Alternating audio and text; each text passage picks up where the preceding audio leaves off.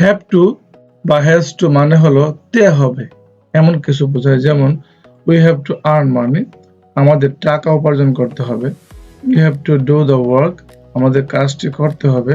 We have to play ludo, আমাদের ludo খেলতে হবে। We have to sleep at night, আমাদের রাতে ঘুমাতে হবে। We have to learn English, আমাদের ইংরেজি শিখতে হবে। We have to go to school, আমাদের বিদ্যালয়ে যেতে হবে। Amreen has to cook rice, আমরিনকে ভাত রান্না করতে হবে।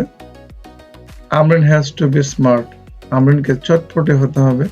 Amreen has to be doctor, আমরিনকে ডাক্তার হতে হবে। Amreen has to be honest, আমরিনকে সৎ হতে হবে। Amreen has to wait here, আমরিনকে এখানে অপেক্ষা করতে হবে। Amreen has to build career, আমরিনকে ক্যারিয়ার গঠন করতে হবে। আমাদের আচরণ পরিবর্তন করতে হবে এবং আমার ভালো হতে হবে। এই দুটি বাক্যের ইংরেজি কি হবে কমেন্ট সেকশনে লেখা যাবে, and practice the above sentences again and again. Thank you.